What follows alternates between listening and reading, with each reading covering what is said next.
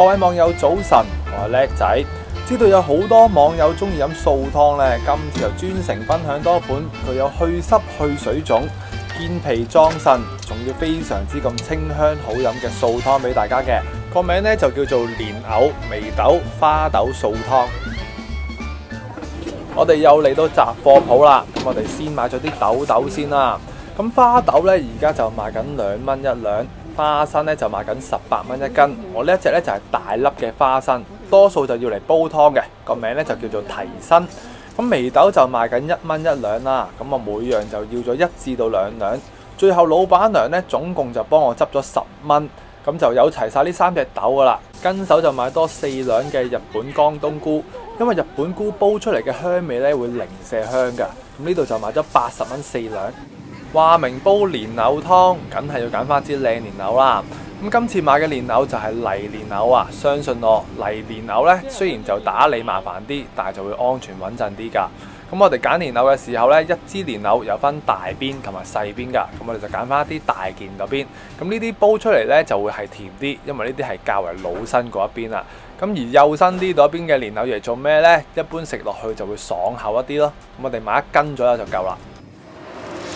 嗱，呢一包咧就係我總共買咗10蚊嘅豆啦，同埋花生啊。嗱，大家望下先，係咪好靚啊？呢啲就係花豆啦。花豆嘅功效能夠強身健體、恢復體力，除咗富含人體所需要蛋白質、維生素 B1、B2，仲有鈣、鐵等多種礦物質，特別係適合男士消除疲勞、恢復體力。花豆含有異黃酮，係抗氧化、預防衰老嘅好幫手。可以保護前列腺，抑制前列腺組織增生，能夠預防男性常見前列腺腫脹等疾病，仲能夠降低膽固醇，預防心血管疾病等等。但係花豆咧就屬於高嘌呤嘅食物，如果患有痛風、腎病、尿酸過高咧就唔適宜食用咁多啦。另外呢啲就眉豆，眉豆味甘性平，有健脾化濕、去水腫等功效。能夠消除自由基，增強體內抗體，對我哋身體健康就更有意義啦。唔講唔知啊，原來眉豆仲可以護髮養髮㗎。原因係因為眉豆含有頭髮所需要嘅各種氨基酸，所以就起到養髮嘅功效啦。呢隻就花生，花生呢我哋有分2隻嘅，有大粒同埋細粒。大提花生又叫做提身，體積較大，呈長形，適合炆煮。花生味甘，性平。有健脾和胃、養血止血、潤肺止咳等功效㗎。但係一般咧攞嚟煲湯，我哋就用呢隻大粒啲嘅花生啦。咁我哋第一時間真係唔好諗咁多嘢，咁就洗一洗佢，咁就浸翻軟佢先。大概浸佢個零2個鐘頭到啦，咁先得嘅。咁啊浸到佢軟軟地啦。之後咧就準備多10粒8粒嘅冬菇，咁啊最好買翻啲唔大唔細啦。咁呢啲就會香啲。咁我哋就浸咗佢先。咁啲水咧就唔好話唔要喎，咁就浸完佢先再去洗佢啦。泥蓮藕咧，我哋就浸一浸佢，散一散走佢表面呢啲泥先。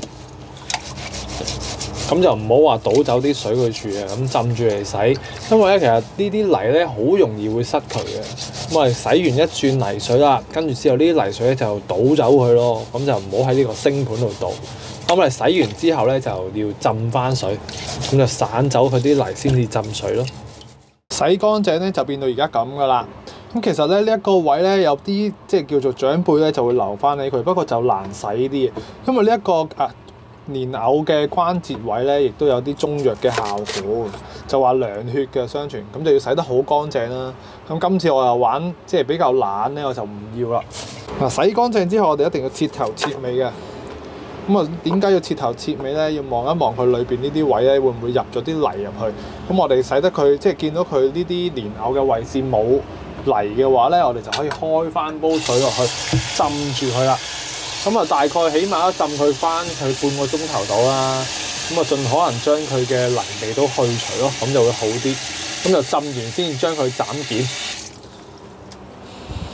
嗱，咁呢一邊鏡就會容易啲望咯。因為有啲蓮藕咧，裏邊會入咗啲沙泥喺度，嗰啲都係淤泥，所以特別係容易滲咗入去。嗱，見佢咁乾淨就 O K 啦。如果佢見到有啲泥，咪咁去沖一沖水沖走佢。沖完我哋就繼續浸翻住佢啦。咁就紅棗啦，順便沖一沖佢，準備翻佢6、7粒啦，咁幾粒就 O K 嘅啦。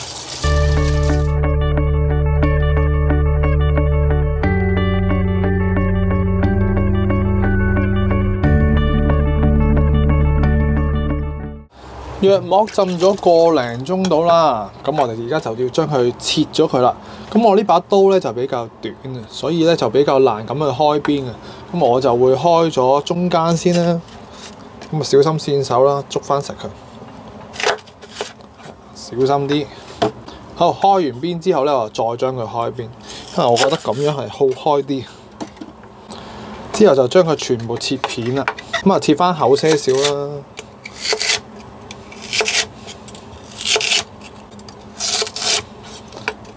咁上下啦，之後咧我哋抌翻佢落水，以防萬一咧，我就又俾翻少少生粉水落去，洗一洗乾淨。呢一次再加埋生粉入去散一散佢蓮藕嘅裏邊咧，就更加上係萬無一失，所有嘅淤泥咧就更加係洗得更徹底啦。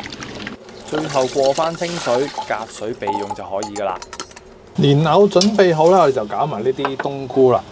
咁冬菇咧，我哋啲水流翻晒佢喎，記得，因為呢啲先至係精華所在。咁同埋呢啲冬菇咧，都話聲俾大家聽啦。咁啊，留翻起晒呢啲水先。嗱，冬菇呢一個定位咧，其實我哋就要留翻嘅。咁呢個頭呢個位咧就比較硬淨一啲嘅，所以我哋個頭咧就唔要啦，即係呢個白色呢個位置，我哋剪走佢。睇下先，檢查下先。嗱，佢都仲未浸咗差唔多2個鐘噶啦，近。都仲未透嘅，咁呢個鯛咧，我哋剪咗佢，因為其實呢個鯛咧都好有益㗎，不過攞嚟食咧就會比較韌身，咁我哋呢啲都留翻嚟煲湯，同埋呢個冬菇啦。咁個頭位我哋淨係個頭位唔要啫，即係呢個比較硬呢個位置，呢個位置就剪走佢咯。呢個鯛位呢個就搣走佢啦，我哋留翻。嗱，呢粒明顯啲啦，呢個頭位呢個硬轟轟呢一個位咧就唔要。中間呢一節咧，我哋留翻佢，揼埋落去煲湯嘅呢一個鯛。啲鯛位我哋都攞埋嚟煲湯咧，咁就一啲都唔會浪費，而且冬菇味咧亦都會更加上係香㗎。咁最後咧就落翻少少生粉，再洗翻乾淨佢，過翻清佢咧就掂晒㗎啦。浸咗差唔多2個鐘頭嘅雜豆就變成而家咁啦，咁就脹卜卜喎，所以俾多啲水去浸啊！嗱，浸完之後仲會有少少甩色。咁而家啲花生咧都浸到好容易就會腍咗好多啦，同埋好容易搣開。嗱，啲眉豆一撳就已經會爆開。咁起碼咧都要浸翻個零2個鐘頭咧，你先煲得到。咁我哋就隔水啦。終於就到咗最開心嘅環節啦！咁今次嘅水量咧就會落2500毫升水，加埋浸冬菇鯛嘅水咧就大概有3000毫升左右啦。咁水滾起咧，我哋就先落咗冬菇同埋雜豆先，之後先至再落埋蓮藕，咁樣啲水花咧就會冇咁多，啲水唔會周圍彈啊嘛。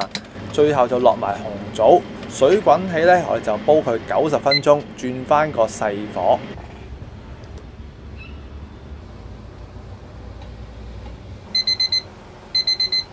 又過咗90分鐘啦，咁啊開嚟望下先，哇似樣啦，哇好香嘅冬菇味啊呢一次，所以冬菇咧真係靈魂嚟嘅。咁就例牌啦，落翻1隻茶羹嘅鹽左右啦，咁就調下個味，咁就唔使落咁多味嘅，香到不得之了。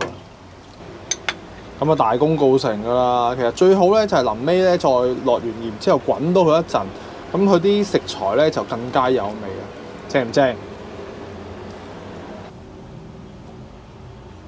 咁啊大功告成啦，真係一滴油都冇㗎，係咪好清咧？試翻啖先，